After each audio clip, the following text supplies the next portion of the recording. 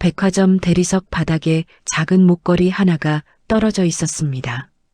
은빛이 바랜 누가 봐도 값싼 목걸이였죠.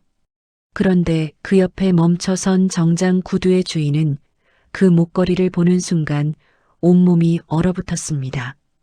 회장님, 괜찮으십니까?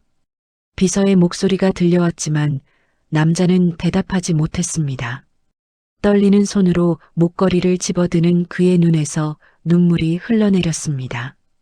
주변 사람들이 수군거리기 시작했죠. 저 사람 왜 저래? 목걸이 때문에 우는 거야? 아무도 몰랐습니다.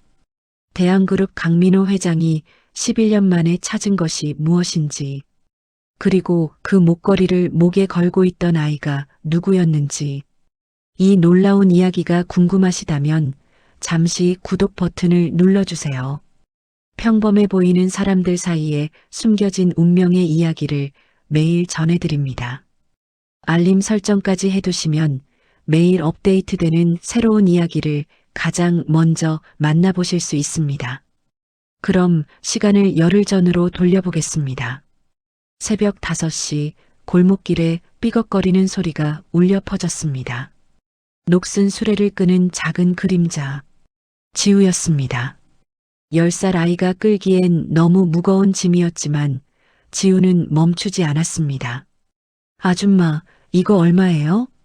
박스 한 뭉치에 500원. 지우는 땀을 닦으며 고개를 끄덕였습니다. 새벽부터 3시간을 일해서 번 돈은 겨우 2,500원. 편의점 컵라면 한 개 값도 안 되는 돈이었습니다. 학교는 3달 전부터 못 가고 있었습니다. 선생님이 여러 번 찾아왔지만 지우는 문을 열어주지 않았죠. 학교에 가면 누가 엄마를 돌보겠습니까? 누가 폐지를 주어 병원비를 마련하겠습니까? 지우네가 사는 곳은 반지하 단칸방이었습니다. 계단을 내려가면 곰팡이 냄새가 코를 찔렀죠. 햇빛은 하루에 1시간도 들지 않았습니다. 그래도 지우에게는 세상에서 가장 소중한 곳이었습니다. 엄마가 있는 곳이니까요. 지우야, 왔니? 침대에 누운 엄마가 가늘게 웃었습니다. 수지는 35살이었지만 40은 넘어 보였습니다. 병이 사람을 그렇게 만들었죠. 엄마, 오늘 2,500원 벌었어. 우리 딸 대단하네. 수지는 딸의 손을 꼭 잡았습니다. 굳은 살이 박힌 작은 손, 10살 아이의 손이 아니었습니다. 수진의 눈에서 눈물이 흘렀지만 지우 앞에서는 절대 소리내어 울지 않았습니다. 지우야, 미안해. 엄마, 또 그 말이야. 엄마는 아픈 것뿐인데 왜 자꾸 미안하다고 해? 지우는 엄마 이불을 다시 덮어주며 말했습니다. 목소리는 씩씩했지만 돌아서는 순간 지우의 입술이 떨렸습니다. 엄마가 점점 더 야위어가는 게 보였으니까요. 냉장고를 열었습니다. 계란 3개와 김치만 남아 있었습니다. 지우는 계란 하나로 프라이를 만들어 엄마께 드렸습니다. 자신은 남은 밥에 물을 말아 먹었죠. 지우야, 너도 같이 먹어야지. 나는 아까 학교에서 급식 먹었어. 거짓말이었습니다. 학교는 석 달째 가지 않고 있었으니까요. 하지만 엄마를 안심시키려면 이런 거짓말은 필요했습니다. 오후가 되자 지우는 다시 밖으로 나갔습니다. 오늘은 폐지 대신 다른 일을 해야 했습니다. 전단지 돌리기. 시간당 3,000원을 주는 일이었죠. 여기 치킨집 전단지예요. 맛있어요. 지우는 길거리 사람들에게 전단지를 건넸습니다. 대부분 받지 않았습니다. 어떤 사람은 째려보기까지 했죠. 하지만 지우는 계속 웃으며 전단지를 내밀었습니다. 꼬마야, 학교는? 한 아주머니가 물었습니다. 오늘은 토요일이에요. 또 거짓말이었습니다. 오늘은 수요일이었으니까요. 아주머니는 고개를 갸웃거렸지만 더 묻지 않았습니다. 3시간 동안 전단지를 돌리고 지우는 9,000원을 받았습니다. 2,500원과 합치니 12,000원. 오늘 하루 번 돈이었습니다. 편의점에 들렀습니다. 지우는 1,000원짜리 컵라면 하나를 집었습니다. 그리고 계산대 앞에서 한참을 망설였죠. 500원짜리 삼각김밥이 하나 더 있었으면 좋겠다고 생각했지만 참았습니다. 500원이라도 아껴야 했으니까요. 집으로 돌아오는 길에 약국을 지나쳤습니다. 약국 유리창에 붙은 광고가 눈에 들어왔습니다. 감기약 세일. 한 박스 5,000원. 지우는 걸음을 멈췄습니다. 엄마가 어제부터 기침을 하고 있었습니다. 감기약이 필요했죠. 하지만 지우는 고개를 저었습니다. 5,000원이면 나흘치 식비였으니까요. 반지하 집에 도착했습니다. 문을 열자마자 이상한 냄새가 났습니다. 쉰내. 지우는 급히 방으로 들어갔습니다. 엄마. 수진이 바닥에 쓰러져 있었습니다. 구토를 한 흔적이 보였죠. 지우는 떨리는 손으로 엄마를 흔들었습니다. 엄마, 정신 차려. 엄마. 수진이 가까스로 눈을 떴습니다. 지우야. 미안해. 엄마가 또. 괜찮아. 내가 닦을게. 지우는 바닥을 닦고 엄마를 침대로 옮겼습니다. 10살 아이가 어른을 옮기는 건 쉽지 않았지만 지우는 해냈습니다. 몇 달 동안 해온 일이었으니까요. 밤이 깊어졌습니다. 엄마는 잠들었지만 지우는 잠들 수 없었습니다. 엄마의 기침 소리가 계속 들렸으니까요. 지우는 책상 서랍을 열었습니다. 그곳에는 작은 통장이 하나 있었습니다. 몇 달 동안 모은 돈 13만 원이 전부였습니다. 병원 가려면 100만 원은 있어야 하는데 지우는 한숨을 쉬었습니다. 이 속도로 모으면 100만 원을 만드는데 1년은 걸릴 것 같았습니다. 하지만 엄마에게 1년이라는 시간이 있을까요? 지우는 목에 걸린 목걸이를 만졌습니다. 은빛이 바랜 낡은 목걸이. 엄마가 절대 팔지 말라고 했던 유일한 물건이었습니다. 지우야, 이건 내 아빠가 준 거야. 절대 잃어버리면 안 돼. 엄마는 그렇게 말했지만 아빠에 대해서는 더 이상 아무 말도 하지 않았습니다. 지우도 묻지 않았죠. 아빠는 어차피 자신들을 버린 사람이니까요. 새벽이 되자 지우는 다시 밖으로 나갔습니다. 오늘도 폐지를 주어야 했으니까요. 골목을 걷다가 쓰레기 더미에서 낡은 인형을 발견했습니다. 한쪽 눈이 떨어진 곰 인형이었죠.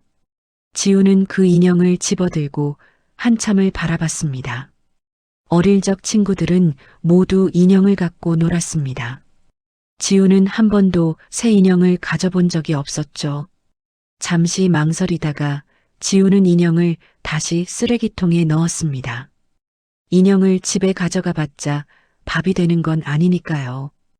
해가 뜨고 거리에 사람들이 하나둘 나타났습니다.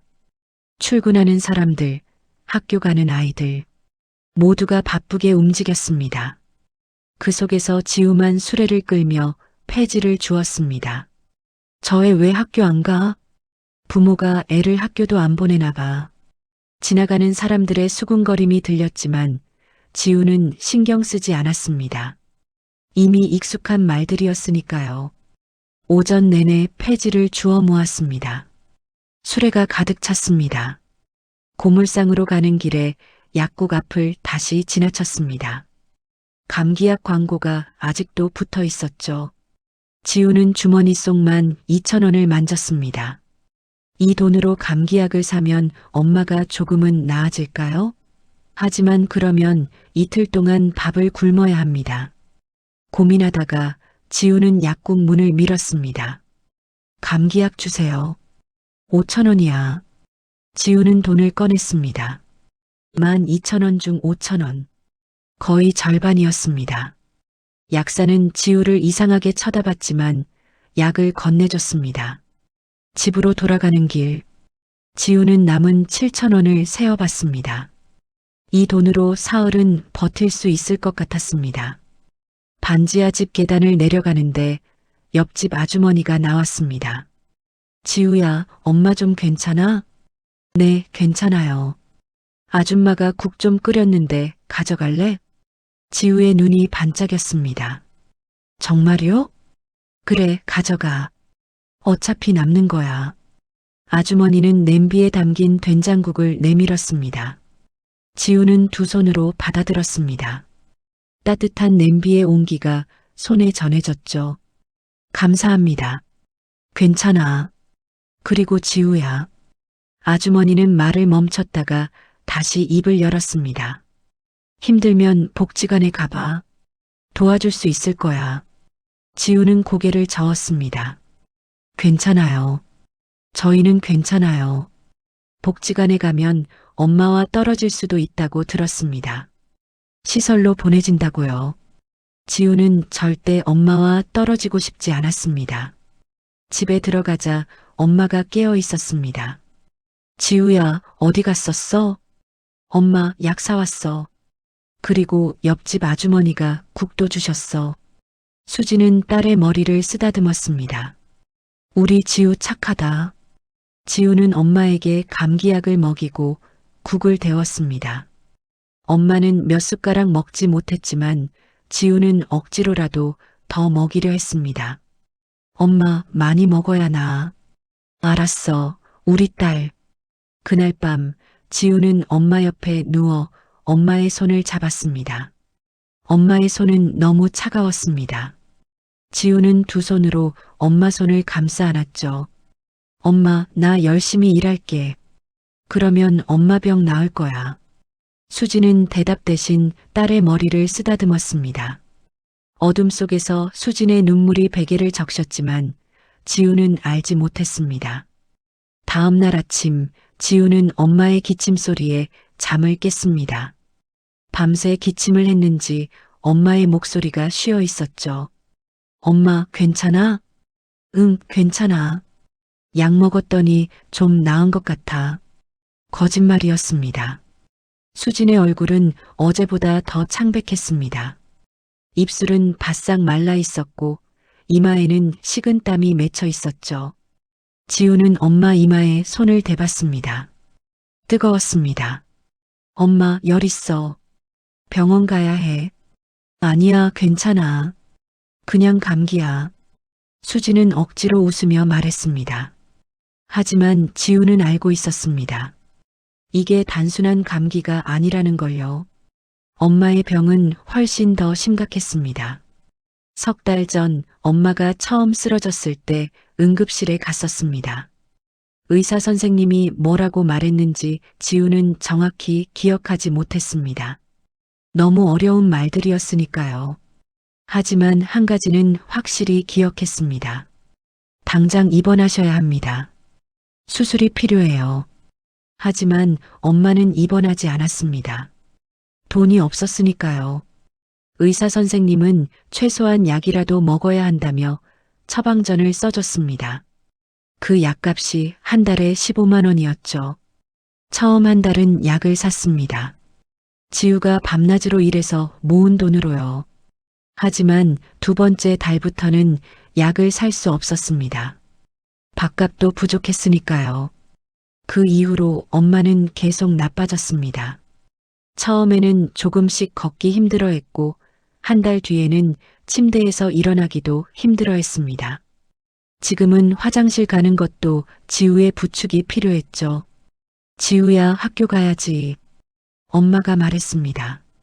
엄마, 오늘 토요일이야. 또 거짓말이었습니다.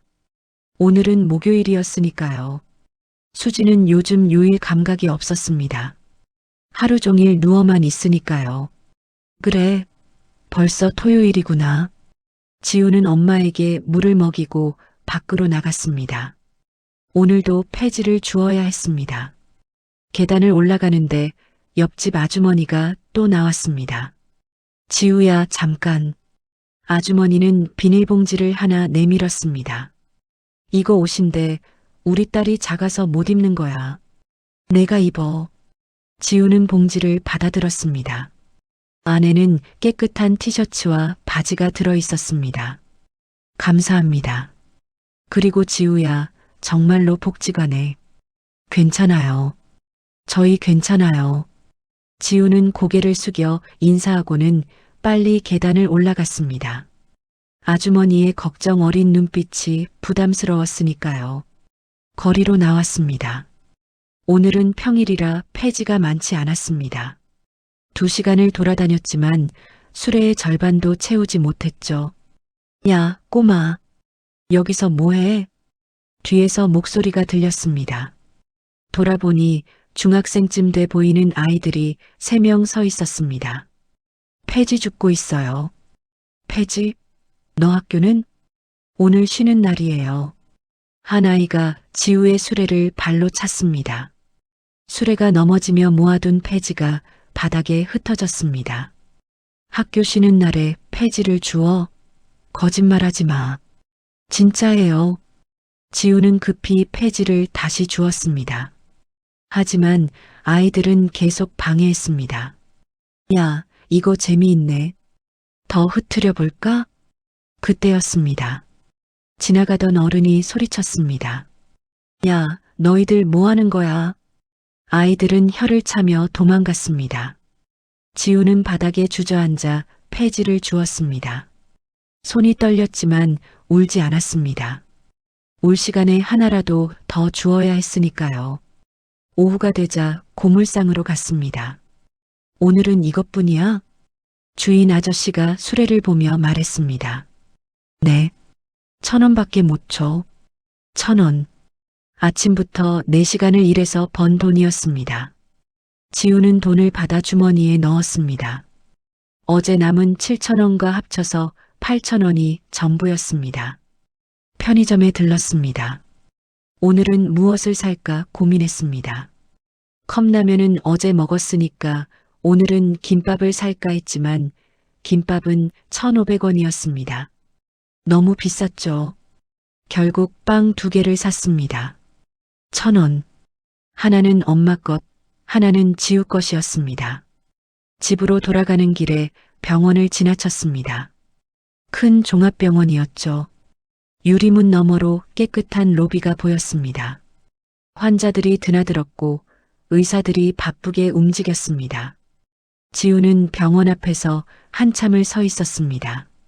만약 엄마를 저기 데려가면 나을 수 있을까요? 의사 선생님들이 엄마를 고쳐줄 수 있을까요? 하지만 병원 입구 옆에 붙은 안내문이 눈에 들어왔습니다. 진료비 미납 시 진료가 제한될 수 있습니다. 지우는 고개를 떨구고 발걸음을 돌렸습니다. 어차피 자신에게는 돈이 없었으니까요. 집에 도착했습니다. 문을 열자마자 이상한 느낌이 들었습니다. 너무 조용했습니다. 엄마, 대답이 없었습니다. 지우는 급히 방으로 뛰어갔습니다. 엄마는 침대에 누워 있었지만 눈을 뜨고 있었습니다. 천장을 멍하니 바라보고 있었죠. 엄마, 왜 그래? 수지는 천천히 고개를 돌렸습니다. 눈에서 눈물이 흘러내리고 있었습니다. 지우야, 엄마가, 왜, 어디 아파? 아니야, 그게 아니라. 수지는 말을 잇지 못했습니다. 그저 딸을 꼭 안았습니다. 지우는 엄마 품에서 엄마의 심장 소리를 들었습니다. 예전보다 약하게 뛰고 있었습니다. 엄마, 괜찮아. 내가 돈 많이 벌게. 그러면 병원 갈 수 있어. 수지는 딸의 등을 쓰다듬으며 눈물을 참았습니다. 하지만 가슴 속에서는 절규가 터져 나왔습니다. 미안하다고, 이런 엄마라서 미안하다고. 저녁이 됐습니다. 지우는 낮에 산 빵을 엄마에게 드렸습니다. 지우야, 너도 먹어야지. 나는 배 안 고파. 엄마가 먹어. 또 거짓말이었습니다. 지우는 아침부터 아무것도 먹지 못했으니까요. 배에서는 꼬르륵 소리가 났지만 지우는 물을 마시며 참았습니다.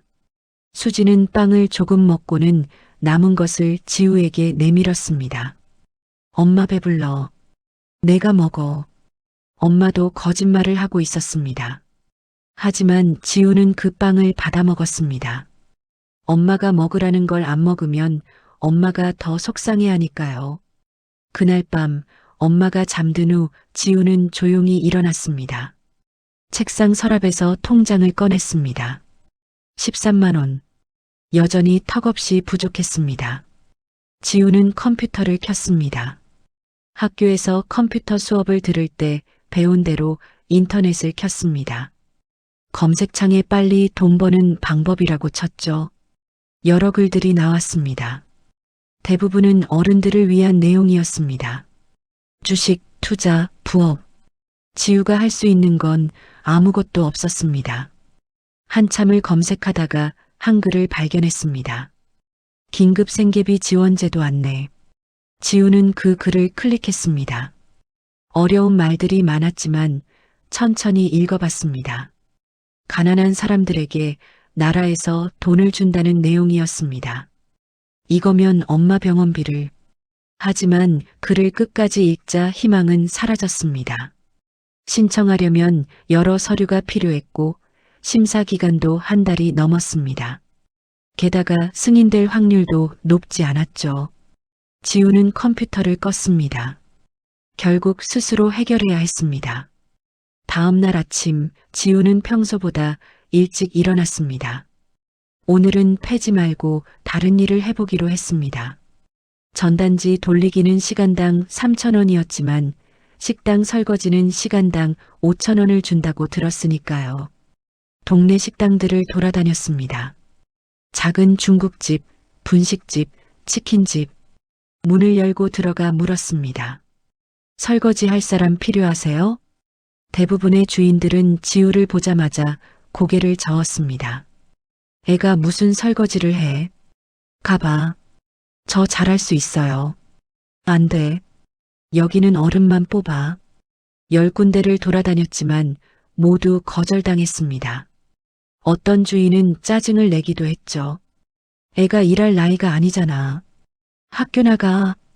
지우는 고개를 숙이고 식당을 나왔습니다. 일할 곳이 없었습니다. 10살이라는 나이가 문제였습니다. 결국 다시 폐지를 주우러 나갔습니다. 하지만 오늘따라 폐지가 정말 없었습니다. 다른 사람들이 먼저 주워간 걸까요? 오후 3시가 넘어서야 술의 절반을 채웠습니다. 고물상에 가니 500원을 받았습니다. 하루 종일 일하고 500원. 지우는 주머니 속 돈을 세어봤습니다. 7,500원. 이틀치 식비도 안 되는 돈이었습니다. 집으로 돌아가는데 누군가 지우를 불렀습니다. 꼬마야, 잠깐만. 돌아보니 한 아주머니가 서 있었습니다. 지우를 본 적이 없는 사람이었죠. 이거 내가 떨어뜨린 거지? 아주머니는 지갑을 내밀었습니다. 지우의 지갑이 아니었습니다. 아니에요, 제 거 아니에요. 그래, 그럼 누구 거지? 아주머니는 지갑을 열어봤습니다. 안에 10,000원짜리 지폐가 여러 장 보였습니다. 지우는 눈을 뗄 수 없었습니다. 주인을 찾아야 하는데. 꼬마야, 혹시 경찰서가 어디 있는지 알아? 저기요, 저쪽으로 쭉 가면 있어요. 고마워. 아주머니는 지갑을 들고 걸어갔습니다. 지우는 그 뒷모습을 한참 바라봤습니다. 저 지갑에 든 돈이면 엄마 약을 살 수 있을 텐데, 병원에도 갈 수 있을 텐데. 하지만 지우는 고개를 저었습니다. 남의 돈이었으니까요. 집에 도착하자 엄마가 또 기침을 하고 있었습니다. 어제보다 더 심했습니다. 엄마, 약 먹어야 해. 감기약 통을 보니 이제 3알밖에 남지 않았습니다. 내일이면 다 떨어질 것 같았죠. 지우야, 괜찮아. 조금 있으면 나을 거야. 하지만 수진의 얼굴은 점점 더 창백해지고 있었습니다. 그날 밤 지우는 잠들지 못했습니다. 엄마의 기침 소리, 가쁜 숨소리, 모든 게 지우를 괴롭혔습니다. 어떻게든 돈을 벌어야 해. 어떻게든. 하지만 방법이 없었습니다. 폐지를 주어도 전단지를 돌려도 턱없이 부족했습니다. 그렇게 밤을 지새우고 다음 날 아침이 밝았습니다. 지우야, 일어났니? 엄마의 목소리가 평소보다 더 약했습니다. 지우는 급히 일어나 엄마를 봤습니다. 엄마, 수진의 입술이 파랗게 질려 있었습니다. 숨을 쉬는 것조차 힘들어 보였죠. 엄마, 병원 가야 해. 지금 당장? 아니야. 괜찮아. 안 괜찮아. 지우는 처음으로 엄마에게 소리쳤습니다. 눈물이 흘러내렸습니다. 엄마 이러다가 죽어. 병원 가야 한다고. 수지는 딸의 눈물을 닦아주며 고개를 끄덕였습니다. 알았어. 병원 가자. 하지만 둘 다 알고 있었습니다. 병원에 가봤자 돈이 없으면 치료를 받을 수 없다는 것을요. 지우는 엄마를 부축해 일으켰습니다. 수지는 겨우 일어섰지만 몇 걸음도 걷지 못하고 주저앉았습니다. 엄마, 조금만 힘내. 미안해. 엄마가 힘이 없네. 지우는 엄마를 다시 침대에 눕혔습니다. 이 상태로는 병원까지 갈 수도 없었습니다. 구급차를 부를까 생각했지만 구급차 비용도 돈이라고 들었습니다. 엄마, 내가 약 사올게. 조금만 기다려. 지우는 주머니에 남은 7,500원을 꺼냈습니다. 이 돈으로 약을 사면 이틀은 굶어야 했습니다. 하지만 선택의 여지가 없었습니다. 약국으로 뛰어갔습니다. 문을 열고 들어서자 약사 선생님이 지우를 봤습니다. 어제 온 애네. 또 왔어? 저 약 더 사야 해요. 무슨 약? 감기약이요. 약사는 고개를 저었습니다. 얘야, 내 엄마 감기 아니야. 그거 알지? 지우는 대답하지 못했습니다. 병원 가야 해. 약으로는 안 돼. 하지만 돈 없으면 구청에 가봐. 긴급 의료비 지원받을 수 있어. 지우는 고개를 끄덕이고 약국을 나왔습니다. 하지만 구청에 갈 수 없었습니다. 구청에 가면 서류를 내야 하고 조사를 받아야 한다고 들었습니다.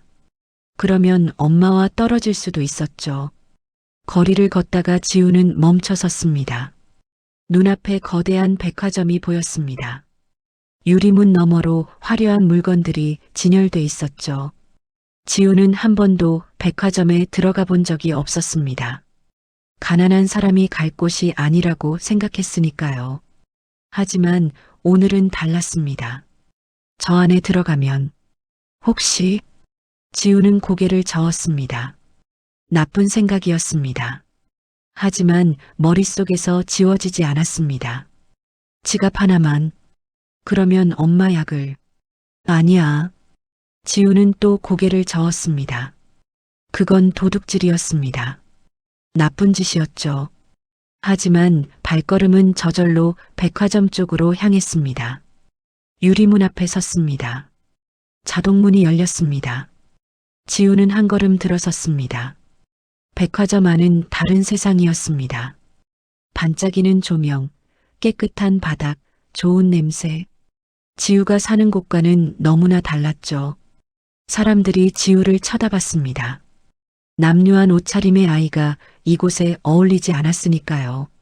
지우는 고개를 숙이고 걸었습니다.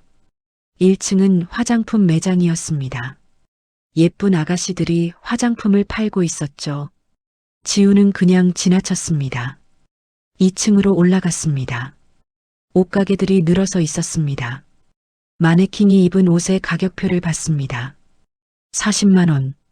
지우가 1년 동안 모은 돈보다 비쌌습니다. 3층으로 올라갔습니다. 명품 매장이었습니다. 가방, 지갑, 시계. 모든 게 반짝였습니다. 한 진열대에 지갑들이 놓여 있었습니다. 검은색 가죽 지갑, 갈색 지갑, 작은 지갑. 가격표를 봤습니다. 최소 30만 원부터 시작했습니다. 이 지갑 하나면 엄마를. 지우는 주위를 둘러봤습니다. 직원들이 멀리 떨어져 있었습니다. CCTV가 천장에 달려 있었지만 지우는 그게 뭔지 잘 몰랐습니다. 손이 떨렸습니다. 심장이 빠르게 뛰었습니다. 하면 안 돼.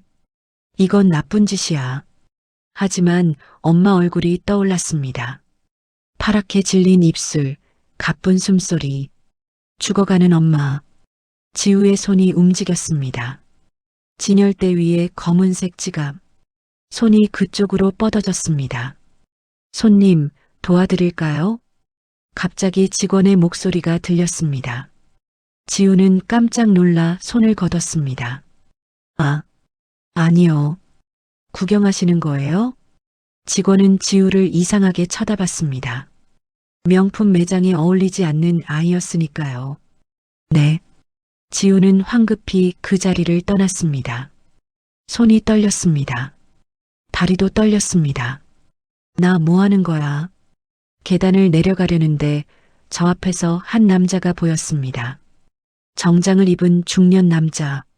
옆에는 비서로 보이는 사람이 따라다녔습니다. 그 남자가 명품 매장으로 들어갔습니다. 직원들이 고개를 숙여 인사했습니다. 회장님, 어서 오십시오. 회장? 지우는 멀리서 그 남자를 봤습니다. 차갑고 날카로운 인상. 하지만 어딘가 슬퍼 보이는 눈빛. 그 남자가 시계를 보고 있을 때였습니다. 옆 진열대에 지갑을 내려놓았습니다. 비서와 얘기하느라 정신이 팔렸나 봅니다. 지우는 그 지갑을 봤습니다. 검은색 가죽 지갑. 두툼해 보였습니다. 분명 돈이 많이 들어있을 것 같았죠. 저 사람은 부자야. 지갑 하나쯤은 괜찮을 거야. 나쁜 생각이었습니다. 하지만 멈출 수 없었습니다. 지우는 천천히 그쪽으로 걸어갔습니다. 심장이 터질 것 같았습니다. 손에서 땀이 났습니다. 진열대 옆을 지나가는 척하며 손을 뻗었습니다. 지갑을 움켜쥐었습니다. 그리고 뛰었습니다. 저기. 직원의 소리가 들렸습니다. 도둑이야. 지우는 뒤도 돌아보지 않고 달렸습니다. 계단을 내려갔습니다. 사람들이 놀라 비켰습니다. 잡아. 경비들이 뒤쫓아왔습니다. 지우는 더 빨리 달렸습니다. 1층 출구가 보였습니다. 자동문을 빠져나갔습니다. 거리로 나왔습니다.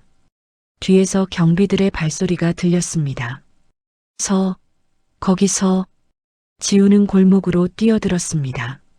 좁은 골목, 쓰레기통 사이를 지나갔습니다. 뒤에서 계속 추격해왔습니다. 모퉁이를 돌았습니다. 그때였습니다. 발이 무언가에 걸렸습니다. 지우는 바닥에 넘어졌습니다. 손에서 지갑이 튕겨나갔습니다. 그리고 목에 걸고 있던 목걸이도 끊어져 바닥에 떨어졌습니다. 거기 있다. 경비들이 다가왔습니다. 지우는 재빨리 지갑을 집어들고 다시 일어났습니다. 하지만 목걸이는 보이지 않았습니다. 목걸이. 엄마가 잃어버리지 말라고. 하지만 찾을 시간이 없었습니다. 경비들이 바로 뒤에 있었으니까요. 지우는 다시 뛰었습니다. 목걸이를 두고, 엄마가 준 유일한 물건을 두고 한참을 달려 경비들을 따돌렸습니다. 숨이 차서 더 이상 달릴 수 없었습니다. 한 건물 뒤에 숨어 헐떡였습니다. 손에는 지갑이 쥐어져 있었습니다. 떨리는 손으로 지갑을 열었습니다. 10,000원짜리 지폐가 수십 장 들어 있었습니다. 그리고 카드들, 신분증을 봤습니다. 사진 속 남자, 아까 그 회장이었습니다. 강민호, 42세. 지우는 지갑을 다시 닫았습니다. 가슴이 두근거렸습니다. 무서웠습니다. 자신이 무슨 짓을 한 건지 알았으니까요. 나 도둑이야. 나 나쁜 아이야. 눈물이 났습니다. 하지만 이미 저질렀습니다. 돌이킬 수 없었습니다. 지우는 지갑에서 돈만 꺼냈습니다. 60만 원. 셀 수 없이 많은 돈이었습니다. 이 돈이면 엄마를 병원에 데려갈 수 있었습니다. 지갑은 쓰레기통에 버렸습니다. 신분증이며 카드는 모두 그대로 두고요. 돈만 주머니에 넣었습니다. 집으로 뛰어갔습니다. 죄책감이 밀려왔지만 엄마를 살려야 한다는 생각이 더 컸습니다. 반지하 집에 도착했습니다. 문을 열고 들어갔습니다. 엄마, 엄마 일어나. 수진이 가까스로 눈을 떴습니다.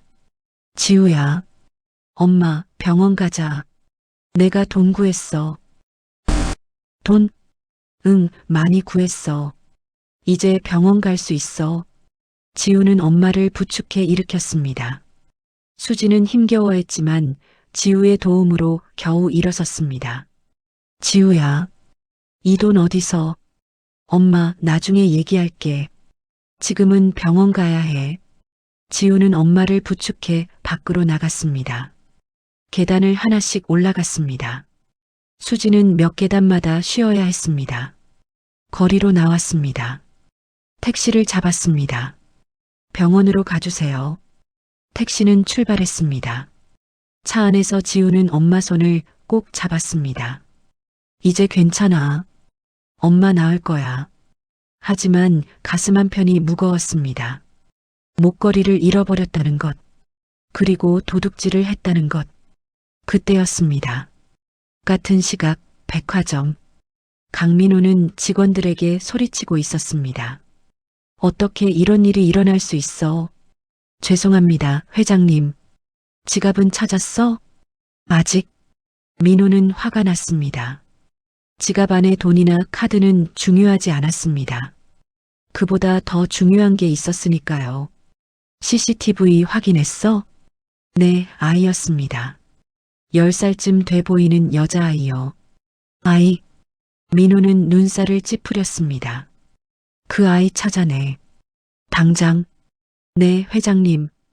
경비들이 CCTV 영상을 보며 아이를 추적했습니다. 그리고 골목에서 발견한 것이 있었습니다. 회장님, 이것 좀 보십시오. 경비가 작은 봉투를 내밀었습니다.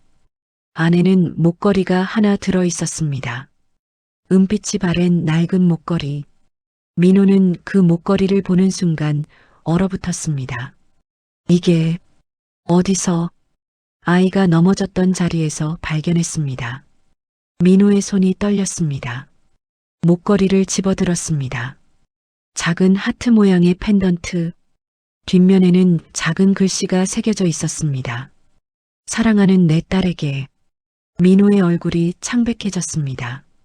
이 목걸이는 11년 전 자신이 직접 주문 제작한 것이었습니다. 갓 태어난 딸에게 준 선물. 이게 왜 여기에? 민호는 비틀거렸습니다. 비서가 급히 부축했습니다. 회장님, 괜찮으십니까?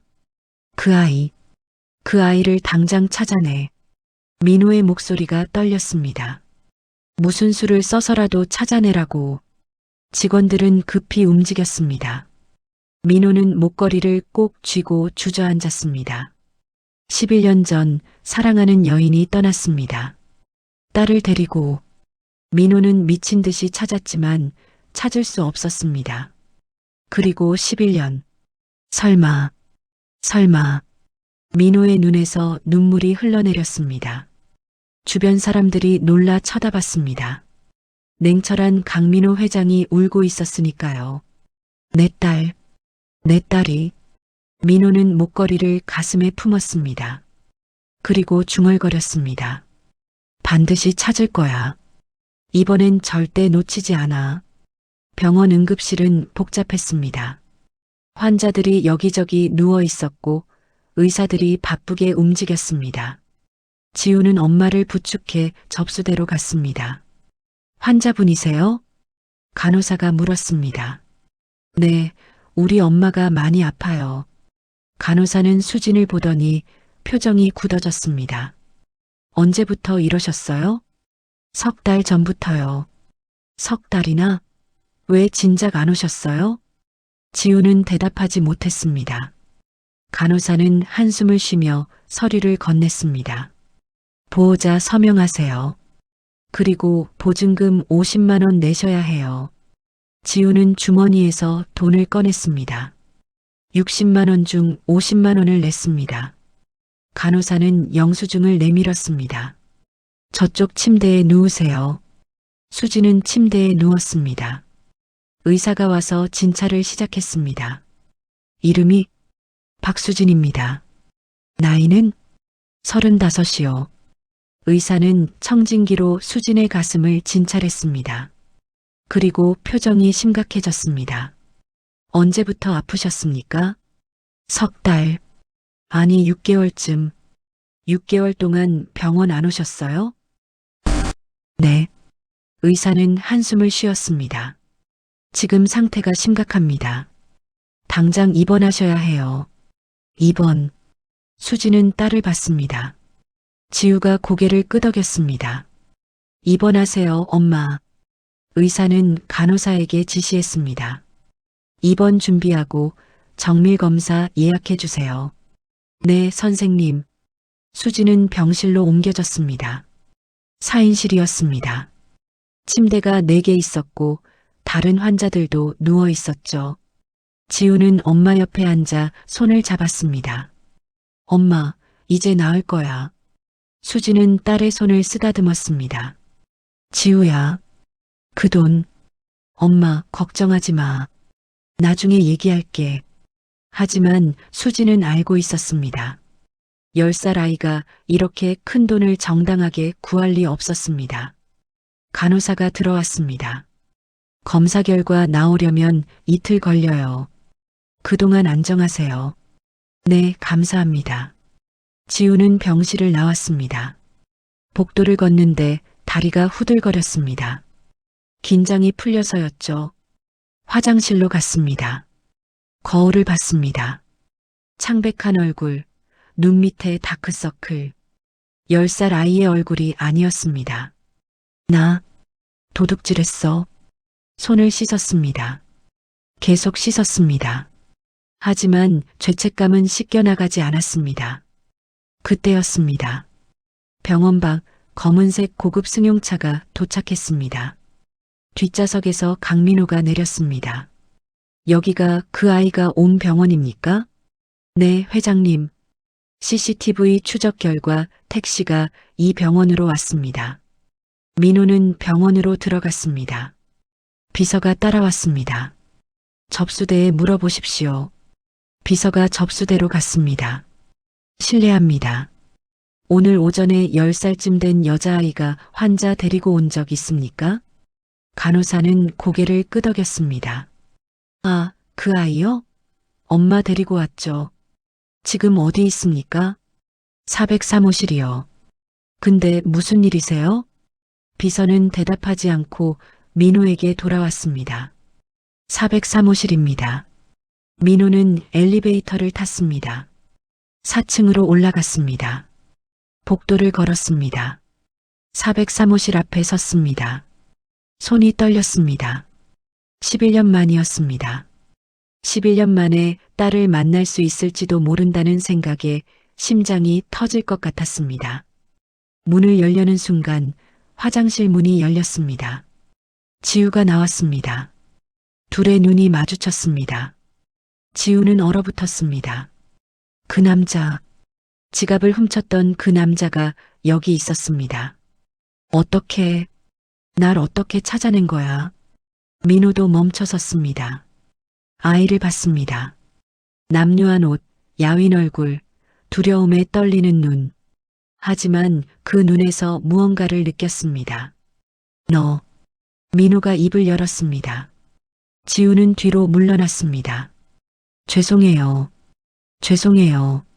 지우는 도망치려 했습니다. 하지만 민호가 손을 뻗었습니다. 잠깐 기다려. 싫어요. 절 잡아가지 마세요. 지우는 소리쳤습니다. 복도에 있던 사람들이 쳐다봤습니다. 민호는 당황했습니다. 아니야, 난. 경찰 부르지 마세요. 제발이요. 엄마가 아파서, 엄마를 살려야 해서. 지우의 눈에서 눈물이 흘렀습니다. 민호는 가슴이 찢어지는 것 같았습니다. 이 작은 아이가 엄마를 위해 도둑질을 했다는 것. 그리고 이 아이가 혹시 내 이름이 뭐니? 지우요. 지우. 박지우? 지우는 놀라 민호를 봤습니다. 어떻게 제 이름을? 민호의 입술이 떨렸습니다. 박지우. 11년 전 자신이 지었던 이름. 사랑하는 딸의 이름. 내 엄마. 이름이 뭐니? 왜요? 왜 그걸 물어봐요? 제발 말해줘. 민호의 목소리가 떨렸습니다. 지우는 두려웠지만 대답했습니다. 박수진이요. 순간 민호의 세상이 멈췄습니다. 박수진. 11년 전 사라진 그 사람. 자신이 평생 사랑했던 단 한 사람. 수진이. 살아있어? 민호는 비틀거렸습니다. 비서가 급히 부축했습니다. 회장님, 어디 있어? 민호가 물었습니다. 지우는 더 혼란스러워졌습니다. 왜 우리 엄마를, 제발 어디 있는지 말해줘. 민호의 눈에서 눈물이 흘렀습니다. 지우는 그 눈물을 보고 뭔가 잘못됐다는 걸 느꼈습니다. 이 사람은 화가 나 있는 게 아니었습니다.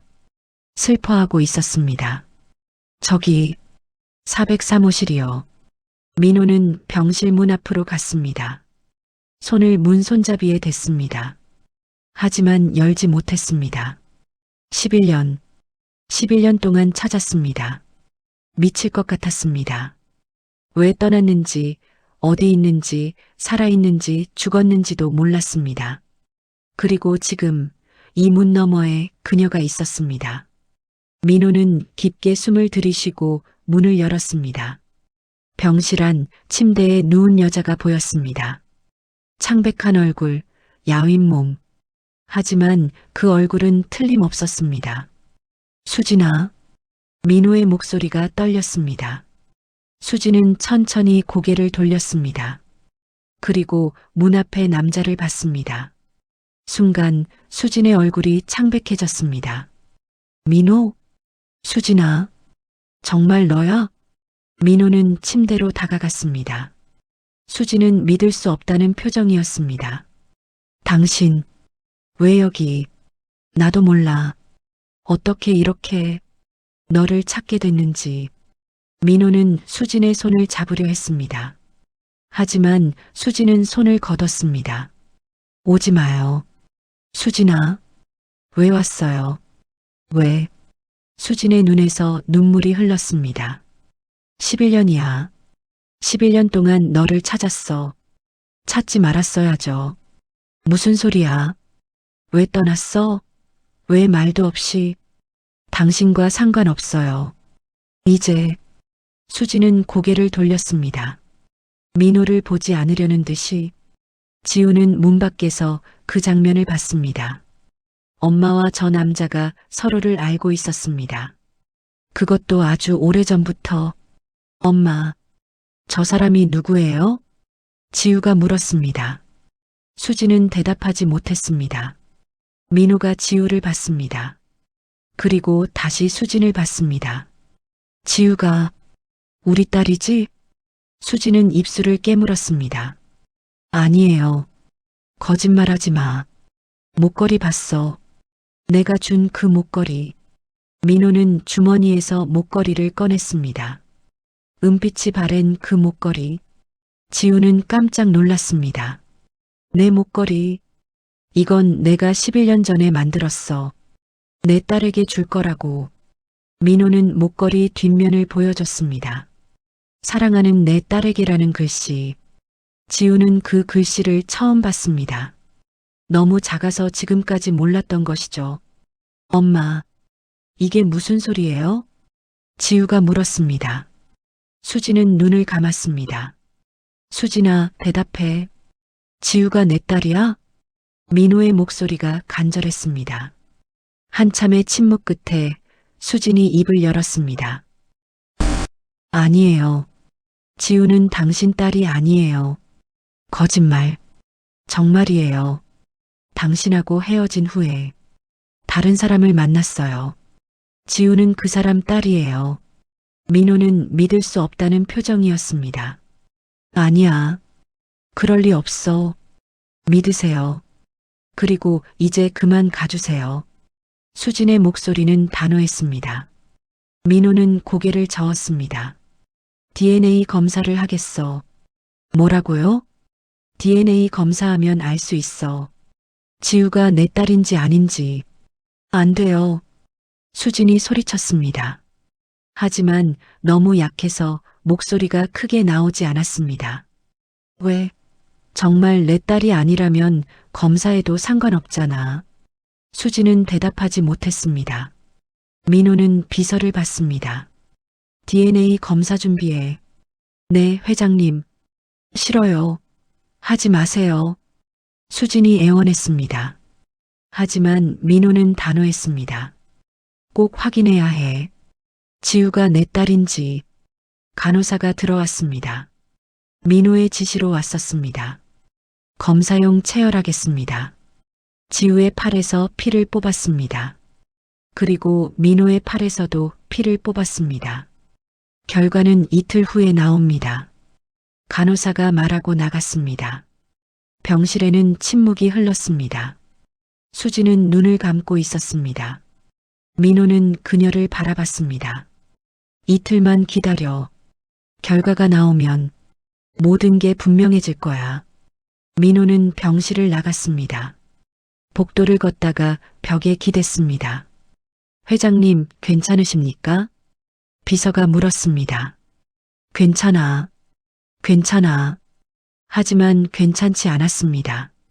11년 만에 찾은 사랑하는 사람. 그리고 혹시 모를 딸. 제발, 제발 내 딸이길. 민호는 중얼거렸습니다. 병실 안 지우는 엄마 옆에 앉았습니다. 엄마, 저 사람이 정말 내 아빠야? 수지는 눈물을 흘리며 고개를 끄덕였습니다. 미안해. 지우야. 엄마가 숨겼어. 왜 말 안 해줬어?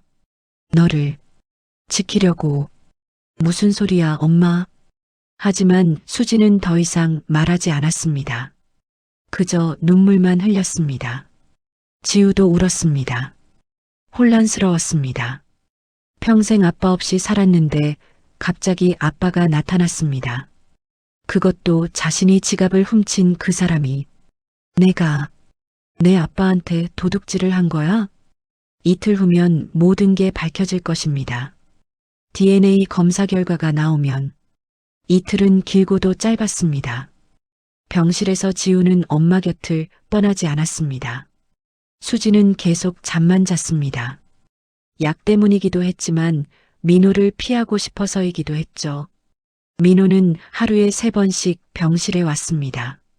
하지만 수지는 눈도 마주치지 않았습니다. 그럴 때마다 민호는 그저 병실 밖에 서서 유리창 너머로 그녀를 바라볼 뿐이었습니다. 지우는 혼란스러웠습니다. 저 남자가 정말 아빠일까? 엄마는 왜 만나지 않으려는 걸까? 이틀째 되는 날 아침 간호사가 왔습니다. 검사 결과 나왔어요. 의사 선생님이 부르십니다. 지우와 민호는 진료실로 갔습니다. 수지는 가지 않겠다고 했습니다. 진료실에는 의사가 앉아 있었습니다. 책상 위에는 서류가 한 장 놓여 있었습니다. 앉으세요. 둘은 앉았습니다. 지우는 긴장해서 손을 꼭 쥐었습니다. 의사가 서류를 들어보였습니다. DNA 검사 결과입니다. 민호는 숨을 멈췄습니다. 부녀관계 확률 99.9%입니다. 순간 민호의 눈에서 눈물이 쏟아졌습니다. 정말이야? 정말? 네, 확실합니다. 생물학적 친자 관계가 맞습니다. 민호는 지우를 봤습니다. 지우도 민호를 봤습니다. 지우야. 민호는 떨리는 손을 뻗었습니다. 지우를 안으려고 했습니다. 하지만 지우는 뒤로 물러났습니다. 왜 우리를 버렸어요? 민호는 멈춰섰습니다. 버리다니. 무슨 소리야? 엄마가 그랬어요. 아빠가 우릴 버렸다고. 아니야, 절대 아니야. 민호는 무릎을 꿇고 지우와 눈높이를 맞췄습니다. 나는 너희를 버린 적 없어. 엄마가 떠난 거야. 말도 없이. 거짓말. 진짜야. 11년 전 어느 날 갑자기 엄마가 사라졌어. 너를 데리고. 나는 미칠 것 같았어. 온 나라를 뒤졌어. 하지만 찾을 수 없었어. 민호의 목소리가 떨렸습니다. 매일 찾았어. 사람을 고용해서 찾았어. 하지만 엄마는 너무 잘 숨었어. 그리고 11년. 지우는 민호를 봤습니다. 그 눈에서 진실을 느꼈습니다. 그럼 왜 엄마는? 나도 모르겠어. 그걸 물어야 해. 엄마한테. 둘은 병실로 돌아갔습니다. 수지는 눈을 뜨고 있었습니다. 그들이 올 걸 알고 있었던 것처럼. 엄마. 지우가 먼저 입을 열었습니다. DNA 검사 나왔어. 저 사람이 내 아빠 맞아. 수지는 눈을 감았습니다. 엄마, 왜 거짓말했어? 왜 아빠가 우릴 버렸다고 했어? 미안해. 미안하다고만 하지 마. 설명해줘. 지우는 평생 처음으로 엄마에게 소리쳤습니다. 민호가 침대 옆으로 다가갔습니다. 수진아, 말해줘. 왜 떠났어? 왜 말도 없이 사라졌어? 수지는 한참을 침묵했습니다. 그러다 천천히 입을 열었습니다. 당신, 어머니 때문이었어요. 어머니? 11년 전 어머니가 날 찾아왔어요. 그리고 말했죠. 내가 당신 인생을 망치고 있다고. 민호의 얼굴이 굳었습니다. 어머니가 돈을 줬어요. 많은 돈. 그리고 말했죠. 이 돈 받고 사라지라고. 당신 인생에서 지워지라고. 그래서 돈을 받고 떠난 거야?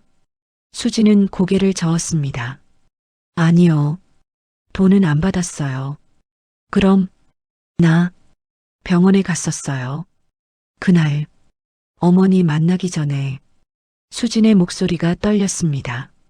검사 결과가 나왔어요. 암이었어요. 말기. 민호는 숨이 멎었습니다. 의사가 말했어요. 오래 못 산다고. 1년 길어야 2년. 그래서 당신한테 짐이 되고 싶지 않았어요. 당신은 회사를 물려받아야 했어요. 큰 책임이 있었죠.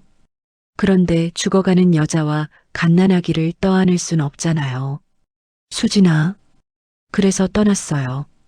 어머니가 준 돈도 받지 않고 그냥 사라졌어요. 수진의 눈물이 흘렀습니다. 미안해요. 하지만 그게 최선이라고 생각했어요. 민호는 침대 옆에 주저앉았습니다. 바보, 바보같이 당신 인생을 망치고 싶지 않았어요. 내 인생은 내가 없어서 이미 망가졌어. 민호가 소리쳤습니다. 11년이야. 11년 동안 난 죽은 사람처럼 살았어. 회사 일만 했어. 아무것도 느끼지 못했어. 미안해요. 미안하다고 하지 마. 왜 말하지 않았어? 아프다고, 도와달라고. 당신 짐이 되기 싫었어요. 짐?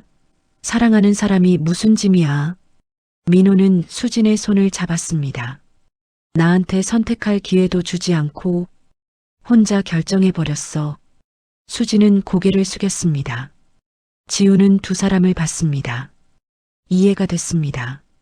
엄마가 왜 떠났는지, 왜 아빠 얘기를 하지 않았는지. 엄마, 그럼 1년밖에 못 산다고 했는데 왜 아직? 수지는 씁쓸하게 웃었습니다. 기적이었어. 처음 2년은 약으로 버텼어. 그 다음은 그냥 버텼어. 너 때문에. 너를 키워야 한다는 생각으로. 엄마. 하지만 이젠 한계야. 몸이. 더 이상 안 돼. 민호가 수진의 손을 더 꽉 잡았습니다. 아니야. 포기하지 마. 이제 내가 있어. 최고의 의사들을 데려올게. 최고의 치료를 받게 해줄게. 민호 씨. 살아. 제발. 이번엔 날 떠나지 마. 민호의 목소리가 떨렸습니다. 11년 동안 못한 사랑, 이제 하게 해줘. 제발. 수지는 울었습니다. 민호도 울었습니다. 지우도 울었습니다. 그날 오후 민호는 병원장을 불렀습니다. 환자 박수진, 최고의 의료진을 붙여주세요. 돈은 얼마가 들든 상관없습니다. 알겠습니다, 회장님. 그리고 다음 날 대학병원에서 최고의 암 전문의가 왔습니다. 정밀 검사가 다시 시작됐습니다. 일주일 후 결과가 나왔습니다. 수술이 가능합니다.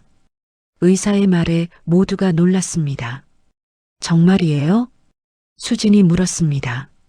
네, 늦었지만 아직 기회는 있습니다. 성공률은 50% 정도입니다. 50%? 하지만 안 하면 6개월입니다. 민호가 수진의 손을 잡았습니다. 수술해. 제발. 수진은 지우를 봤습니다. 지우가 고개를 끄덕였습니다. 해요, 엄마. 살아야 해. 수진은 눈물을 닦으며 고개를 끄덕였습니다. 알았어. 할게요. 수술 날짜가 정해졌습니다. 2주 후였습니다. 그 2주 동안 민호는 매일 병원에 왔습니다. 아침마다 수진이 좋아하던 음식을 사왔습니다. 지우에게는 새 옷과 신발을 사줬습니다. 아빠. 지우는 이제 민호를 아빠라고 불렀습니다. 처음엔 어색했지만 점점 익숙해졌습니다. 왜 지우야? 고마워요. 엄마 살려줘서. 민호는 지우를 안았습니다. 당연한 거야. 너희는 내 가족이니까. 지우는 민호 품에서 울었습니다. 평생 처음 느껴보는 아빠의 품. 따뜻했습니다. 수술 전날 밤 수진은 민호에게 말했습니다. 만약 수술이 실패하면 그런 소리 하지 마. 들어줘요. 만약 실패하면 지우를 부탁해요. 수진아, 지우를 잘 키워줘요. 사랑해준다고 약속해줘요. 민호는 수진의 손을 꼭 잡았습니다. 약속할게. 하지만 넌 살 거야. 우리 셋이서 함께 살 거야. 그럴 수 있으면 좋겠네요. 수진은 미소 지었습니다. 11년 만에 짓는 진짜 미소였습니다. 다음 날 아침 수술실 앞. 수진은 수술복을 입고 침대에 누워 있었습니다. 지우야, 엄마 금방 올게. 엄마 꼭 살아서 나와야 해. 그럴게. 약속? 수진은 민호를 봤습니다. 민호 씨. 응. 사랑해요. 11년 전에도 지금도. 민호의 눈에서 눈물이 흘렀습니다. 나도 사랑해. 평생 사랑했어. 수술실 문이 열렸습니다. 침대가 안으로 들어갔습니다. 문이 닫혔습니다.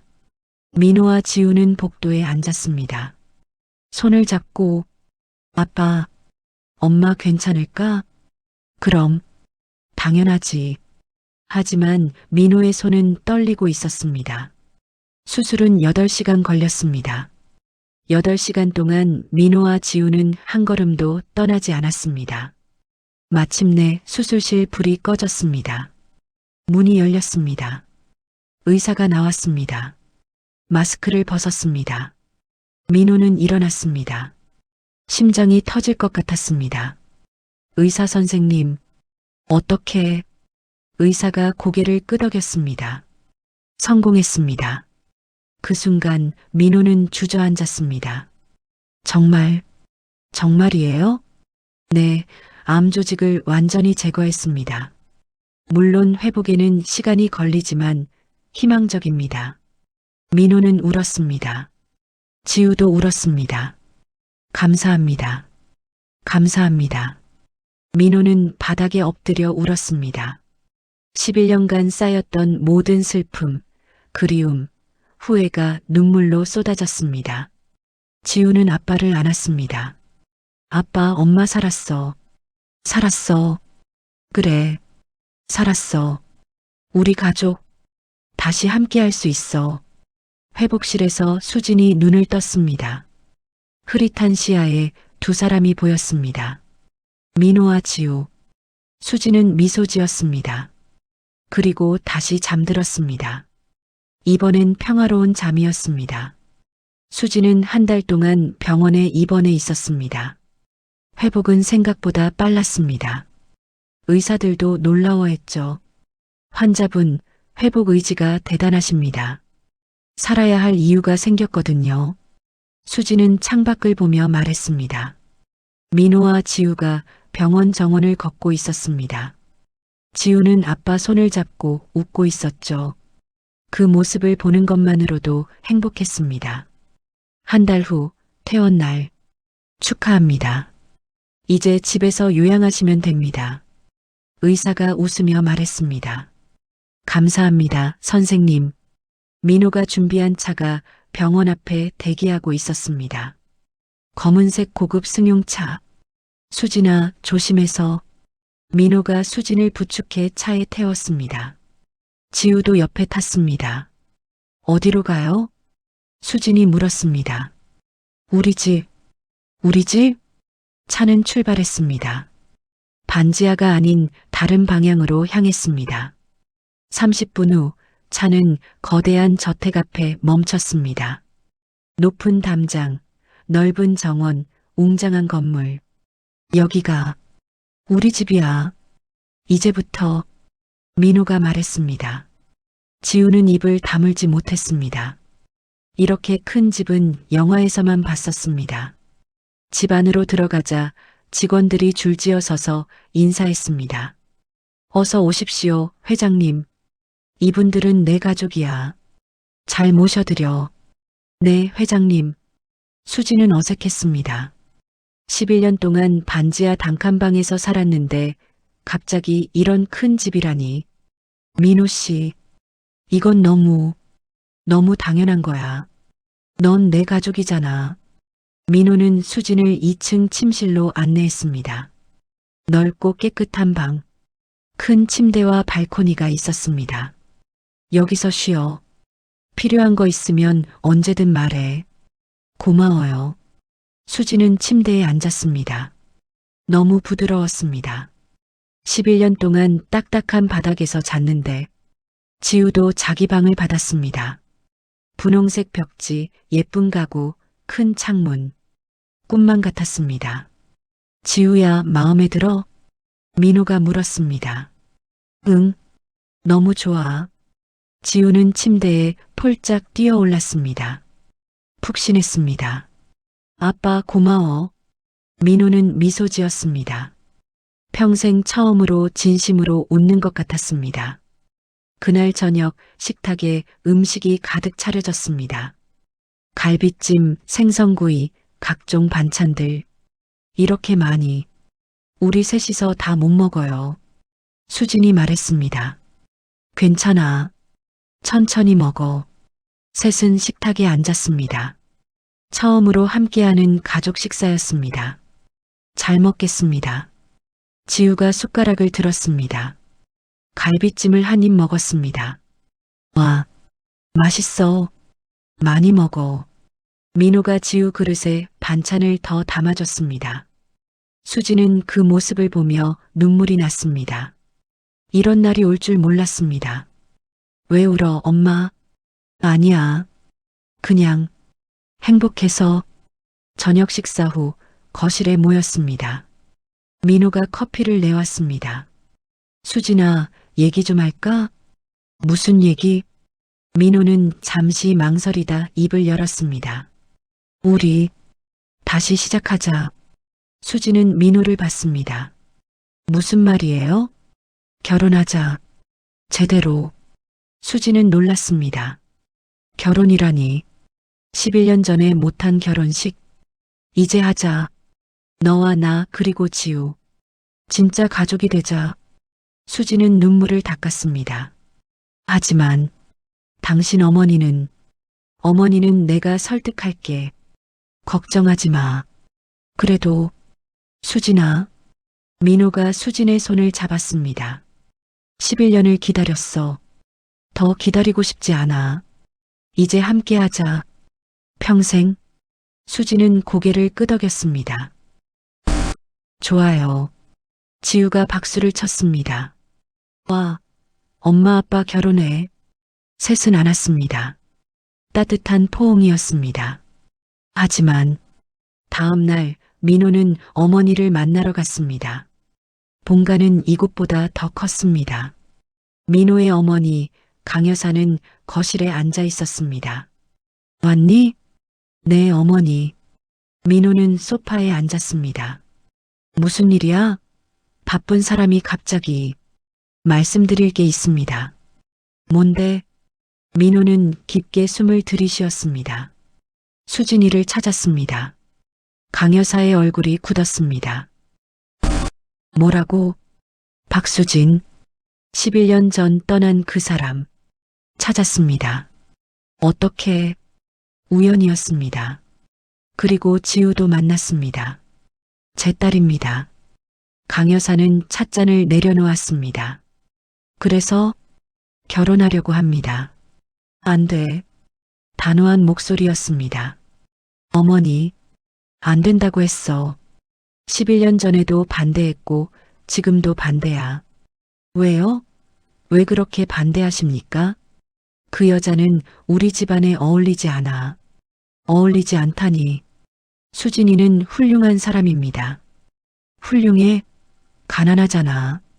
배경도 없고 그런 여자가 재벌가 며느리가 될 수 있어? 민호는 참았던 감정이 폭발했습니다. 어머니, 그게 중요합니까? 사랑하는 사람인데. 사랑? 사랑으로 회사를 경영해? 사랑으로 책임을 지나? 책임은 제가 집니다. 하지만 가족은 제가 선택합니다. 강 여사는 차갑게 웃었습니다. 너 지금 나한테 대드는 거니? 아닙니다. 하지만 이번만큼은 양보할 수 없습니다. 만약 그 여자와 결혼하면 회장직 내려놓을 생각해야 할 거야. 민호는 잠시 침묵했습니다. 알겠습니다. 뭐? 회장직 내려놓겠습니다. 강 여사는 믿을 수 없다는 표정이었습니다. 너 지금 무슨 소리 하는 거야? 11년 전에 제대로 선택하지 못했습니다. 어머니 말씀에 따랐죠. 그리고 11년 동안 후회하며 살았습니다. 민호는 일어섰습니다. 이번에는 다릅니다. 회사가 중요한 게 아닙니다. 가족이 중요합니다. 민호야, 결정했습니다. 다음 주에 이사회에서 사임 발표하겠습니다. 민호는 인사하고 나왔습니다. 강 여사는 혼자 남아 주먹을 쥐었습니다. 이 고집쟁이. 하지만 눈가가 촉촉해졌습니다. 아들이 처음으로 자기 의지대로 산다는 게 서운하면서도 한편으로는 집으로 돌아온 민호는 수진에게 말했습니다. 어머니가 반대하셨어. 그럴 줄 알았어요. 하지만 상관없어. 나 회장직 그만둘 거야. 뭐라고요? 수진은 놀라 일어섰습니다. 회사보다 너희가 중요해. 가족이 먼저야. 안 돼요. 그건 내 선택이야. 민호는 수진을 안았습니다. 11년 전에는 어머니 말을 들었어. 그래서 너를 잃었어. 이번에는 내 마음을 따를 거야. 수진은 울었습니다. 미안해요. 내가 문제를. 아니야. 문제 없어. 우리 셋이 함께면 돼. 지우도 두 사람을 안았습니다. 아빠 멋있어. 일주일 후 이사회가 열렸습니다. 민호는 이사들 앞에 섰습니다. 오늘 여러분께 말씀드릴 게 있습니다. 이사들이 긴장했습니다. 저는 대한그룹 회장직에서 사임하겠습니다. 순간 회의실이 술렁거렸습니다. 회장님, 무슨 말씀이십니까? 갑자기 왜? 민호는 차분히 말했습니다. 개인적인 이유입니다. 가족과 함께 시간을 보내고 싶습니다. 하지만 회사는 어떻게 하십니까? 후임자는 부회장이 맡을 겁니다. 그가 제 자리를 잘 해낼 거예요. 이사들은 당황했지만 민호의 결심이 확고해 보였습니다. 그날 저녁 뉴스가 나왔습니다. 대한그룹 강민호 회장, 정격 사임. 이유는 가족과의 시간. 수지는 TV를 보며 눈물을 흘렸습니다. 민호 씨, 이래도 되는 걸까요? 민호가 옆에 앉았습니다. 괜찮아. 이게 맞는 거야. 하지만 수진아, 11년 동안 회장으로 살았어. 이젠 그냥 아빠로, 남편으로 살고 싶어. 민호는 수진의 손을 잡았습니다. 돈 많은 회장보다 너희 곁에 있는 평범한 남자가 되고 싶어? 수진은 민호를 안았습니다. 사랑해요. 나도 사랑해. 지우가 뛰어왔습니다. 아빠, 엄마, 뭐해? 지우야, 이리 와. 셋은 소파에 앉아 함께 TV를 봤습니다. 평범한 가족의 평범한 저녁. 그것이 민호가 11년 동안 꿈꿨던 것이었습니다. 한 달이 흘렀습니다. 민호는 회장직을 내려놓고 평범한 삶을 살기 시작했습니다. 아침에 지우를 학교에 데려다 주고, 낮에는 수진과 병원에 다니고, 저녁에는 함께 저녁을 먹었습니다.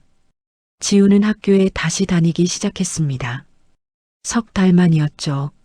친구들은 지우가 어디 갔었냐고 물었지만 지우는 그냥 웃기만 했습니다. 수진의 건강도 점점 좋아졌습니다. 얼굴에 혈색이 돌았고 걸을 수도 있게 됐습니다. 민호 씨, 오늘 정원 산책할까요? 좋지. 둘은 손을 잡고 정원을 걸었습니다. 가을 바람이 불었습니다. 행복해요. 수진이 말했습니다. 나도. 이렇게 평범하게 사는 게 이렇게 좋을 줄 몰랐어요. 민호는 수진을 안았습니다. 앞으로 계속 이렇게 살자. 하지만 그날 저녁 예상치 못한 손님이 찾아왔습니다. 강 여사였습니다. 민호의 어머니는 거실에 앉아 수진을 바라봤습니다. 수진도 긴장한 채 앉아 있었죠. 어머니, 왜 오셨습니까? 민호가 물었습니다. 아들 집에 왜 못 와? 강 여사는 차가운 목소리로 말했습니다. 그게 아니라 너희 둘이 얘기 좀 하자. 강 여사는 수진을 봤습니다. 박수진 씨. 네. 어머니, 나랑 얘기 좀 할 수 있나? 민호가 끼어들려 했지만 강 여사가 손을 들어 막았습니다. 너는 빠져. 여자들끼리 얘기할 거야. 민호는 걱정스러운 눈빛으로 수진을 봤습니다. 수진은 고개를 끄덕였습니다.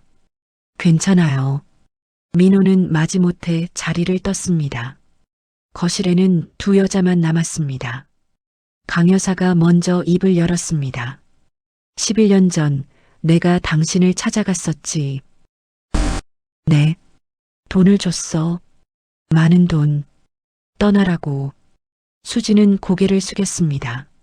하지만 당신은 받지 않았어. 네. 왜? 수지는 고개를 들었습니다. 돈 때문에 떠나는 게 아니었으니까요. 민호 씨를 사랑했으니까요. 강 여사는 수진을 바라봤습니다. 사랑. 한참의 침묵 후 강 여사가 다시 입을 열었습니다. 나도 사랑해서 결혼했어. 수지는 놀라 강 여사를 봤습니다. 민호 아버지를. 그 사람도 재벌이었어. 하지만 나는 평범한 집안 딸이었지. 강 여사의 눈빛이 멀어졌습니다. 시댁에서 반대했어. 당연하지. 나는 배경도 없고 돈도 없었으니까. 하지만 그 사람은 나를 택했어. 가족을 설득하고 나와 결혼했어. 강 여사는 찻잔을 들었습니다. 처음에는 행복했어. 정말로. 그런데 시간이 지나면서 현실을 알았어.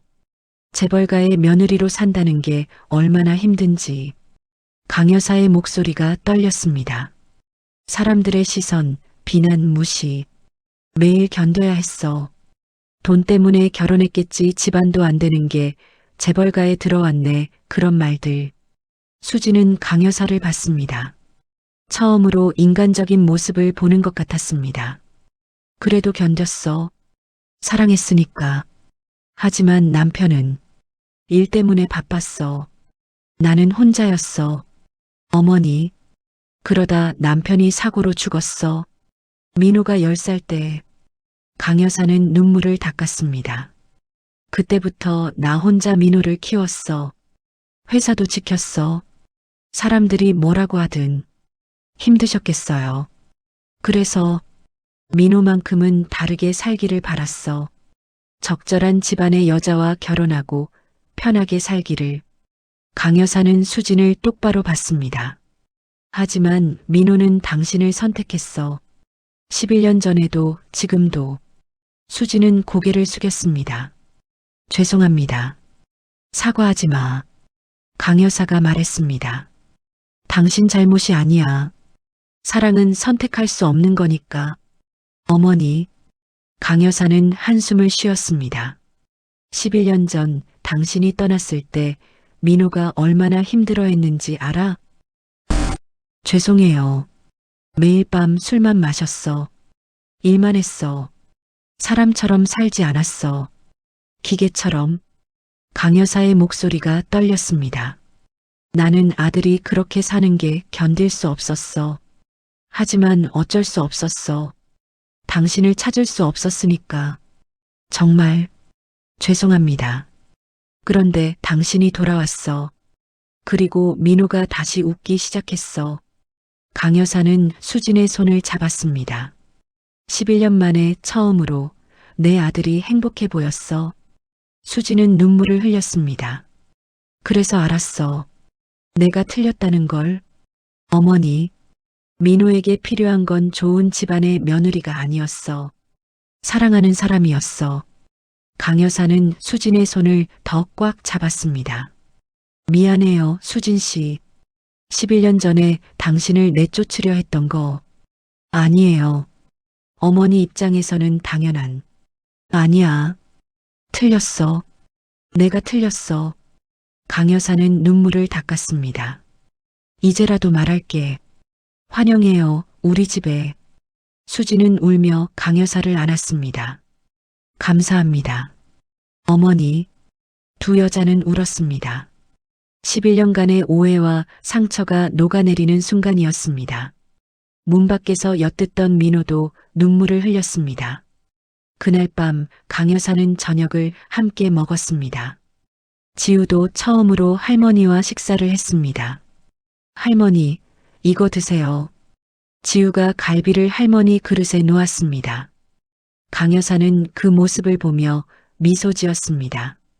고마워, 우리 손녀. 손녀라니. 좋아요. 지우는 방긋 웃었습니다. 식사 후 강 여사는 민호를 불렀습니다. 민호야. 네, 어머니. 회사 다시 맡아라. 민호는 고개를 저었습니다. 아닙니다. 전 이제 수진 씨와 결혼하고 회사도 맡아라. 네. 둘 다 할 수 있어. 아버지도 그랬어. 가족 사랑하면서 회사도 경영했어. 강 여사는 민호의 어깨를 잡았습니다. 너도 할 수 있어. 가족이 있으니까 더 잘할 수 있을 거야. 민호는 어머니를 봤습니다. 정말 괜찮으십니까? 괜찮아. 아니, 그래야 해. 내가 틀렸어. 강 여사는 미소 지었습니다. 행복해라, 아들아. 그게 엄마 바람이야. 민호는 어머니를 안았습니다. 감사합니다, 어머니. 한 달 후 결혼식이 열렸습니다. 작은 예식장이었습니다. 화려하지 않았지만 따뜻했습니다. 하얀 드레스를 입은 수진이 입장했습니다. 지우가 꽃을 뿌리며 앞서 걸었습니다. 민호는 눈물을 참지 못했습니다. 11년을 기다렸습니다. 줄의 선생님이 말했습니다. 이제 두 사람은 진짜 가족이 됩니다. 민호와 수진은 서로를 바라봤습니다. 사랑합니다. 저도 사랑합니다. 키스를 했습니다. 박수가 터져 나왔습니다. 지우가 뛰어와 두 사람을 안았습니다. 엄마, 아빠, 셋은 함께 안았습니다. 강 여사도 박수를 치며 울었습니다. 축하해요, 우리 며느리. 감사합니다, 어머니. 그날 밤 새 집으로 이사했습니다. 너무 크지도 작지도 않은 집이었습니다. 자, 이제 진짜 우리 집이야. 민호가 말했습니다. 정말 꿈만 같아요. 수진이 말했습니다. 꿈이 아니야. 현실이야. 셋은 소파에 앉아 함께 TV를 봤습니다. 평범하지만 행복한 가족. 11년 만에 찾은 진짜 행복이었습니다. 1년이 흘렀습니다. 봄이 왔습니다. 정원에 꽃이 피었고 새들이 지저귀었습니다. 지우는 이제 11살이 됐습니다. 학교에서 친구들도 많이 사귀었고 성적도 좋아졌습니다. 무엇보다 웃음이 많아졌죠. 아빠, 오늘 수학 시험에서 100점 맞았어. 정말 우리 딸 대단한데? 민호는 지우를 안아 올렸습니다. 지우는 깔깔 웃었습니다. 수지는 완전히 회복했습니다. 병원 검진 결과 암세포가 완전히 사라졌다고 했습니다. 기적이었죠. 의사 선생님이 뭐래요? 민호가 물었습니다. 완치래요. 정기검진만 받으면 된대요. 정말? 민호는 수진을 안았습니다. 축하해, 여보. 당신 덕분이에요. 아니야, 내가 이겨낸 거야. 수진은 민호 품에 안겨 행복해했습니다. 민호는 회장직에 복귀했습니다. 하지만 예전과는 달랐습니다. 일만 하는 기계가 아니라 가족과 균형을 맞추는 사람이 됐죠. 오후 6시면 어김없이 퇴근했습니다. 직원들이 놀랄 정도였습니다. 회장님이 정시 퇴근을 하시다니. 가족이 기다리거든. 민호는 웃으며 말했습니다. 집에 오면 지우와 놀아주고 수진과 저녁을 먹고 함께 산책을 했습니다. 주말에는 가족여행을 갔습니다. 이렇게 사는 게 행복한 거였구나. 민호는 종종 그렇게 말했습니다. 어느 날 저녁 식탁에서 수진이 말했습니다. 민호 씨, 지우야 할 얘기가 있어. 무슨 얘기? 나 일을 시작하려고 해. 민호는 놀랐습니다. 일? 무슨 일? 베이커리. 작은 빵집을 하나 열고 싶어. 수지는 수줍게 웃었습니다. 예전부터 꿈이었어. 빵 만드는 거 좋아했거든. 엄마 빵 진짜 맛있어. 지우가 말했습니다. 하지만 몸은 괜찮겠어? 민호가 걱정스럽게 물었습니다. 괜찮아요. 의사 선생님도 적당한 일은 오히려 좋대요. 그래. 응. 그냥 집에만 있으니까 심심해요. 뭔가 하고 싶어요. 민호는 수진의 손을 잡았습니다. 좋아. 하고 싶은 거 해. 내가 도와줄게. 정말? 그럼 우리 가족 베이커리 하나 만들자. 한 달 후 작은 베이커리가 문을 열었습니다. 가게 이름은 지훈의 베이커리였습니다. 왜 내 이름이에요? 지우가 물었습니다. 내가 우리를 다시 만나게 해줬잖아. 수진이 웃으며 말했습니다. 그 작은 손으로 아빠 지갑을 훔쳐서. 엄마. 지우는 얼굴이 빨개졌습니다. 이제는 농담으로 얘기할 수 있게 됐지만 여전히 부끄러웠습니다. 개업 첫날 가게는 손님들로 붐볐습니다. 이거 정말 맛있어요. 빵이 정말 부드러워. 손님들의 칭찬에 수지는 뿌듯해했습니다. 민호는 앞치마를 두르고 계산을 도왔습니다. 대한그룹 회장이 빵집 계산대에 서 있는 모습. 누가 봐도 이상했지만 민호는 개의치 않았습니다. 어서 오세요. 지우도 주말에는 가게를 도왔습니다. 빵을 나르고 손님들에게 시식을 권하고 이 빵 드셔보세요. 우리 엄마가 만든 거예요. 가족이 함께 일하는 모습. 그것은 돈으로 살 수 없는 행복이었습니다. 어느 토요일 오후 가게에 익숙한 얼굴이 들어왔습니다. 강 여사였습니다. 할머니. 지우가 달려갔습니다. 우리 손녀 잘 있었니? 네. 할머니도요? 강 여사는 가게를 둘러봤습니다. 이쁘네. 정말. 어머니, 어떻게 오셨어요? 수진이 물었습니다. 며느리 가게 구경 못하나? 강 여사는 미소 지었습니다. 커피 한 잔만 주겠니? 네, 금방 갖다 드릴게요. 수지는 커피를 내왔습니다. 강 여사는 한 모금 마시고 고개를 끄덕였습니다. 맛있네. 감사합니다. 수진 씨, 네 어머니. 행복해 보여서 좋아. 강 여사는 수진의 손을 잡았습니다. 11년 전에 내가 했던 말 정말 미안해. 어머니, 그 얘기는 이제. 아니야. 해야 해. 강 여사는 진지하게 말했습니다. 당신이 우리 집에 온 건 축복이었어. 민호를 행복하게 만들어줘서 고마워. 어머니. 수지는 눈물이 났습니다. 지우도 참 착하고 우리 손녀가 이렇게 예쁠 줄 몰랐어. 과찬이세요. 과찬이 아니야. 진심이야. 강 여사는 가게를 다시 둘러봤습니다. 이 가게 내가 투자 좀 할까? 프랜차이즈로 키우면 어때? 민호가 웃으며 말했습니다. 어머니, 이건 작게 하려고요. 가족끼리. 그래, 그것도 좋겠네. 강 여사는 미소 지었습니다. 그래, 돈이 전부는 아니지. 가족이 먼저야. 그날 저녁 가게 문을 닫고 셋은 함께 정리를 했습니다. 오늘도 고생했어. 민호가 말했습니다. 아니야, 즐거웠어. 수진이 웃었습니다. 나도. 지우도 웃었습니다. 집으로 돌아가는 길 민호는 문득 멈춰 섰습니다. 왜 그래요? 수진이 물었습니다. 그냥 행복해서. 민호는 하늘을 올려다봤습니다. 별이 반짝였습니다. 11년 전 너를 잃었을 때 세상이 끝난 줄 알았어. 매일 밤 하늘을 봤어. 너와 지우가 어디 있을까? 잘 지내고 있을까? 민호의 목소리가 떨렸습니다. 그런데 지금 너희가 내 옆에 있어. 꿈만 같아. 수지는 민호의 팔짱을 꼈습니다. 꿈이 아니에요. 현실이에요. 그래, 현실이야. 지우가 두 사람 사이로 끼어들었습니다.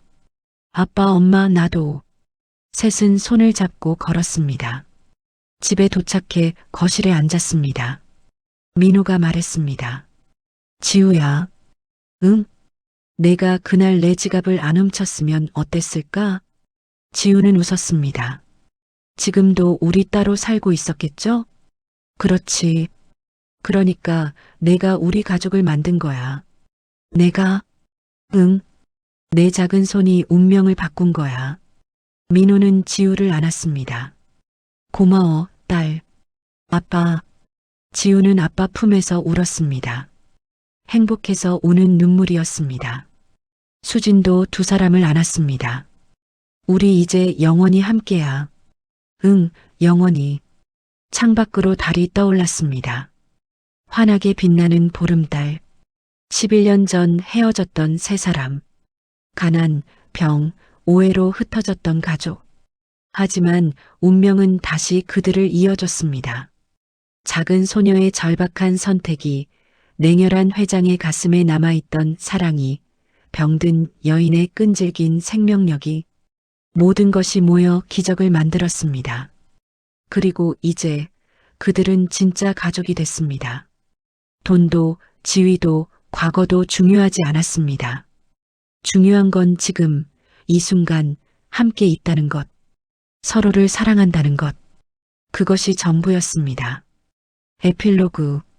3년 후, 지훈의 베이커리는 동네에서 가장 유명한 빵집이 됐습니다. 프랜차이즈는 하지 않았지만 매일 손님들로 붐볐습니다. 지훈은 이제 14살이 됐습니다. 중학생이 된 지훈은 주말마다 가게를 도왔습니다. 언니, 이 빵 주세요. 단골 손님들이 지우를 부르며 주문했습니다. 네, 금방 포장해 드릴게요. 수지는 여전히 건강했습니다. 매일 아침 일찍 일어나 빵을 구웠습니다.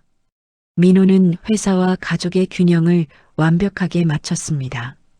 일도 잘했지만 가족과의 시간도 절대 놓치지 않았습니다. 여보, 오늘 지우 학부모 상담 있는 거 잊지 마. 당연하지. 내가 가야지. 대한그룹 회장이 학부모 상담을 가는 모습. 직원들은 이제 놀라지도 않았습니다. 강 여사는 매주 손녀를 만나러 왔습니다. 지우와 쇼핑도 하고 맛있는 것도 먹었습니다. 할머니, 다음 주에는 뭐 할까? 내가 하고 싶은 거 해. 할머니가 다 사줄게. 진짜? 야호! 어느 일요일 오후 가족 넷은 공원에 나들이를 갔습니다. 돗자리를 펴고 앉아 김밥을 먹었습니다. 아, 날씨 진짜 좋다. 민호가 하늘을 보며 말했습니다.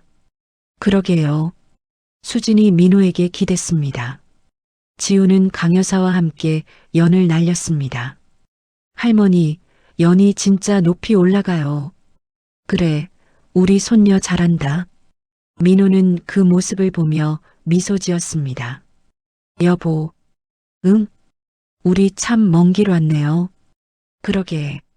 11년. 이제 과거는 잊어요. 중요한 건 지금이잖아요.